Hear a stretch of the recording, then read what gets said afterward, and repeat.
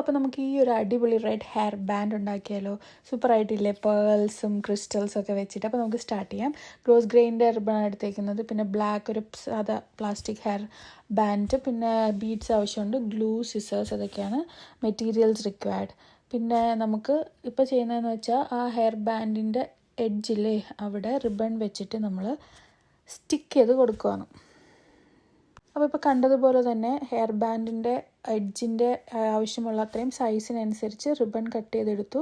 രണ്ട് സൈഡിനും വെക്കാനുള്ളത് കൊണ്ട് 2 small pieces ആയിട്ട് കട്ട് ചെയ്തെടുത്തു. റിബണിൽ നിന്ന് ഈ തുണി ഇളകി വരാതിരിക്കാൻ വേണ്ടിയിട്ടാണ് നമ്മൾ ലൈറ്റർ യൂസ് ചെയ്തിട്ട് എഡ്ജസിൽ അങ്ങനെ ചെയ്തത്. അപ്പോൾ നമുക്ക് വെച്ച് കൊടുക്കാം.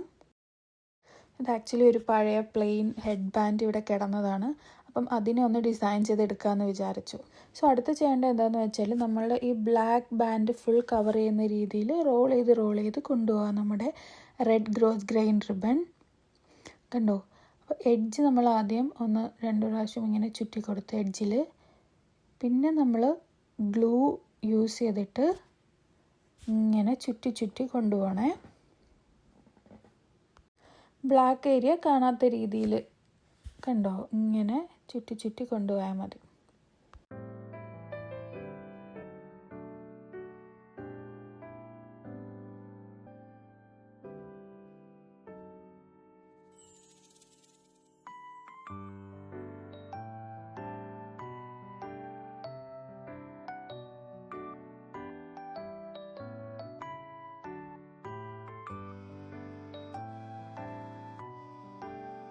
സോ അങ്ങനെ ചുറ്റി മിഡിൽ എത്തുമ്പോഴത്തേക്കും നമ്മൾ അവിടെ ഒന്ന് കട്ട് ചെയ്തിട്ട്, പിന്നെ മറ്റേ അറ്റമല്ലേ ഈ ബോയുടെ മറ്റേ അറ്റത്തിൽ നിന്ന് നമ്മൾ പഴയ പോലെ തന്നെ സ്റ്റാർട്ട് ചെയ്ത് മിഡിലെത്തിയിട്ട് രണ്ടും കൂടി ഇങ്ങനെ യോജിച്ച് എടുക്കാം.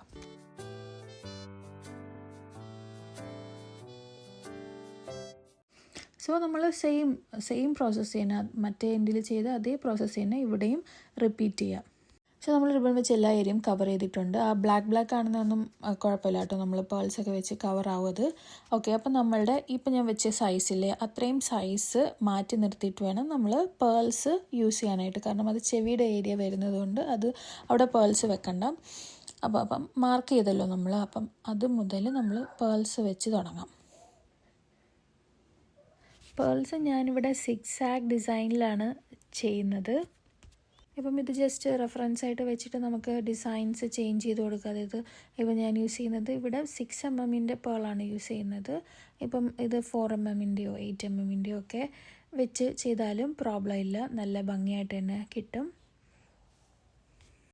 ആ ഇടയ്ക്കിടയ്ക്ക് റിബണിൽ വെള്ളം പോലെ വന്നിട്ടില്ല, അത് ഗ്ലൂ ആണ് കേട്ടോ. അത് ഗ്ലൂ നമ്മൾ യൂസ് ചെയ്യുമ്പോൾ ശ്രദ്ധിക്കുക, അത് ഉണങ്ങിയിട്ട് നമ്മൾ ചെറുതായിട്ടൊന്നത് ഉണങ്ങിയിട്ട് നമ്മൾ റിബൺ വെക്കുന്നതായിരിക്കും നല്ലത്. അങ്ങനെയാണെങ്കിൽ ആ ഒരു ഷെയ്ഡ് വരത്തില്ല. ഇതിപ്പോൾ കുഴപ്പമില്ല, നമ്മൾ പേൾസും ക്രിസ്റ്റൽസൊക്കെ വെച്ച് കവർ ചെയ്യുന്നതുകൊണ്ട് അതൊരു വിഷയമല്ല ഈ ഡിസൈനിൽ. സോ എനിക്കിത് പെട്ടെന്ന് ഇന്ന് ആവശ്യമുള്ള ഹെയർ ബോ ആയിരുന്നു. അതുകൊണ്ടാണ് ഞാൻ ആ ഹെയർ ബാൻഡിൽ ഗ്ലൂ തേച്ചപ്പോഴത്തേക്കും ഒന്ന് വെയിറ്റ് ചെയ്യാതെ പെട്ടെന്ന് എൻ്റെ റിബൺ ചുറ്റിയത്. അപ്പോൾ ആക്ച്വലി ഒന്ന് വെയിറ്റ് ചെയ്ത് അതിൻ്റെ ആ ഒരു വെള്ളമയം മാറിയ ശേഷം ആണ് റിബൺ പുരട്ടേണ്ടത്. അപ്പോൾ നമുക്ക് ആ ഒരു വെള്ളത്തിൻ്റെ ആ ഒരു ഇടയ്ക്കിടയ്ക്ക് ഇതാ കണ്ടില്ലേ ബ്ലാക്ക് പോലെ വെള്ളത്തിൻ്റെ ആ ഒരു ഇത് വരത്തില്ല കേട്ടോ. ഞാൻ ഓർമ്മിപ്പിച്ചാണേ. കണ്ടില്ലായിരുന്നു ആ സ്റ്റാർട്ടിങ്ങിൽ ഞാൻ ചെറിയൊരു സെമി സർക്കിളായിട്ട് കൊടുത്തിട്ട് പിന്നെയാണ് നമ്മൾ ട്രയാങ്കിൾ പോലെ, അതായത് സിക്സാഗ് ആയിട്ട് പോവുകയാണ് നമ്മളുടെ ഡിസൈൻ.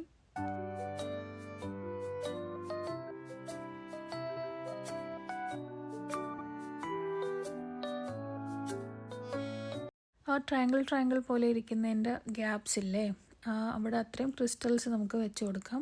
ക്രിസ്റ്റൽസ് ഞാനിവിടെ പല സൈസസ് ആണ് യൂസ് ചെയ്തേക്കുന്നത്. 2 mm-ൻ്റെ യൂസ് ചെയ്തിട്ടുണ്ട്, 4 mm-ൻ്റെ യൂസ് ചെയ്തിട്ടുണ്ട്, 6 mm-ൻ്റെയും യൂസ് ചെയ്തിട്ടുണ്ട്. അപ്പം നമ്മൾ ഡിഫറെൻറ്റ് സൈസസിൽ ഇഷ്ടമുള്ള പോലെ അത്രയും ക്രിസ്റ്റൽസ് നമ്മൾ അറേഞ്ച് ചെയ്ത് കൊടുക്കുക. ഇതേപോലെ തന്നെ പേൾസ് അങ്ങോട്ട് അറേഞ്ച് ചെയ്യുക. ആ ഗ്യാപ്പിൽ, അതായത് ട്രയാങ്കിൾ പോലെ വരുന്ന സ്ഥലത്ത് പേൾസ് ഫില്ല് ചെയ്ത് കൊടുക്കുക. അങ്ങനെ നമുക്ക് ഹെയർ ബോ കംപ്ലീറ്റ് ചെയ്തെടുക്കാം കേട്ടോ.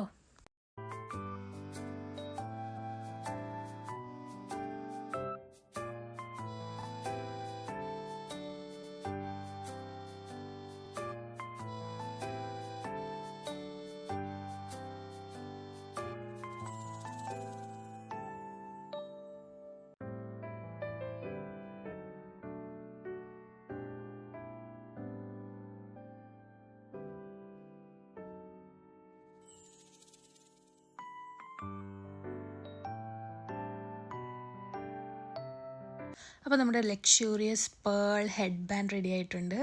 അപ്പോൾ ഇതേപോലെയുള്ള വീഡിയോസ് കാണാനായിട്ട് സബ്സ്ക്രൈബ് ചെയ്ത് നമ്മുടെ ഫാമിലിയിൽ ജോയിൻ ചെയ്യാൻ മറക്കല്ലേ കേട്ടോ. ഇത് ഇഷ്ടപ്പെട്ടെങ്കിൽ വീഡിയോ ലൈക്ക് ചെയ്യുക. Bye bye. See you in the next